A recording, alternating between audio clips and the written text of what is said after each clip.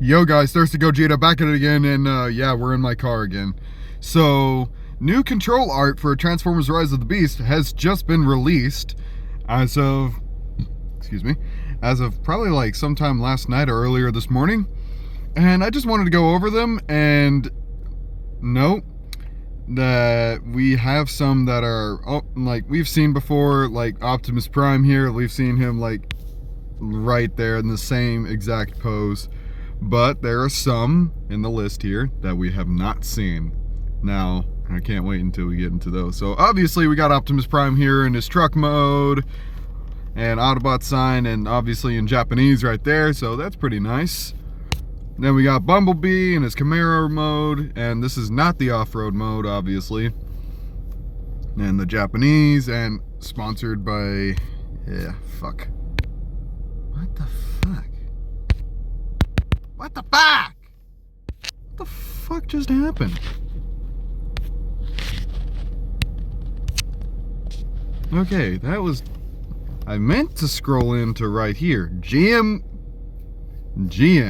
I keep on wanting to say GM Motors, but it's not that. It's freaking General Motors. RC, no, we don't have her...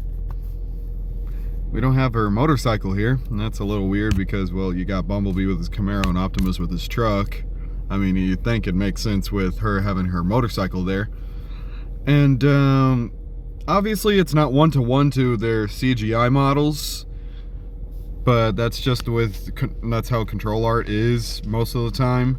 Well, somewhat, I guess, because in Transformers 1, if you look at the face of the control art Megatron, it is completely different from from how he ended up looking like in the movie. And Wheeljack. So I'm really hoping he does not end up looking like this. Like the robot mode, like the body, I don't really care for. It's the fucking nerd emoji face. Like, why did they change it in the first place? Like, why? Just why? Just change his face back to how we know him to be. That's it. That is it. That's all I'm asking for. Just change his face. You don't have to go on a complete road trip on changing his entire design. You don't have to. Maybe you can give it elements of how he looked like in the Bumblebee movie, here and there, but don't go on an absolute overhaul. Like, just give him little elements of how he was in the Bumblebee movie, and then but if you don't want to do that, that's fine. Just the face, fix the face, please. Now this, Stratosphere, here we go. Now we got a control art of Stratosphere, which is very nice. I was kind of on a very lost hope, like we were not going to see him transform at all, but I guess we're probably going to see him transform. And I have to say, it's a very interesting design. He looks like an old pilot, obviously, because, well, that kind of fits with his like what his vehicle mode is. Yeah, can't fucking speak apparently. And I'm liking the face, I guess. I mean, it has the like I said millions of times before, I don't really have a problem with what they do with Stratosphere's design. Like, I even said, like, a more G1-ified version of what we got in Transformers 3, but I said, even when I said that, I said I wouldn't really mind what they do with the design, because Stratosphere is not a mainstream Transformer. He doesn't have that plentiful of designs to work with. So, I mean, I think this is okay. I mean, that's a great robot mode. You can see just how he transforms and everything. And I guess the face is alright. I mean, he looks like he's probably going to be like an old pilot or something like that. Now, Mirage here. We know how he looks like, but what's really standing out is his face. Very interesting, huh? And this was on the mainline Transformer, like Rise of the Beast Mirage toy. And I didn't see that. I didn't see that at all. But a lot of people were pointing it out. And I guess he had this sort of battle mask thing going on. But this is also control art, so they might change that, or it might not even show up at all. Optimus Primal, I'm really liking how he looks here. I'm really liking it. Just, it's a nice new pose, and he has his signature blades. My God, Optimus Primal looks badass here. And I like how they kind of gave him more of a sheen coloring to his metal.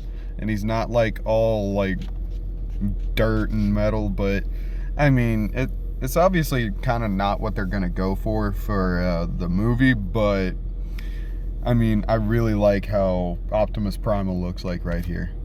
And Chidor, this is the control art for Chidor. I mean, everything here is control art. Like, why do I need to remind you? But this control art of Chidor is not accurate to how he looks like in the movie or the toy or anything like that. But we've already seen it. We've already seen this Rhinox in the that kind of zoo thing that they were doing. We've seen this Air Razor, pretty nice. Scourge. Now, this is a more, like, this is an image of how the front of the box of the Studio Series figure is gonna look like. This is the front of the box. And I have to say, Scourge is pretty badass looking right here. It's got the symbols all on him of all the people, all the Cybertronians he's killed. And I have to say, he's looking rather badass. Now here's a full shot of Freezer. Still, like, not 100% alright with this design. It's giving me freaking Bayformers Frenzy vibes, and I'm not really liking it. And I'm kind of afraid that Michael Bay's little leech is kind of affecting this movie and their Transformer designs. I'm just really, really hoping that that's not the case. But I mean, from all the other Transformer designs, they look all right. It's just, I really, really hope they don't start going down this path of designs again. Now, control art for Nightbird. Finally. Jeez. But from how people have been drawing her or making fan art of her, it seems like this is pretty damn, they were pretty damn close. And I'm liking how, I like her face. I mean, it's basically just Nightbird, but with a vehicle mode this time. And I know it's kind of weird that instead of her mask being purple and then the rest of her head being gray, it's the other way around. But overall, the silhouette, it's still kind of there, though. Like, she's still a ninja-esque character. So, I mean, that really shows right here. And it's very nice to see control art of Nightbird finally, because we haven't seen much of her in the marketing. And then a full shot of the front of the Studio Series box for a Battle Trap. Battle Trap looks badass as fuck. I mean, everybody's going crazy for Battle Trap because he's just, like, his design looks fucking awesome. He looks awesome.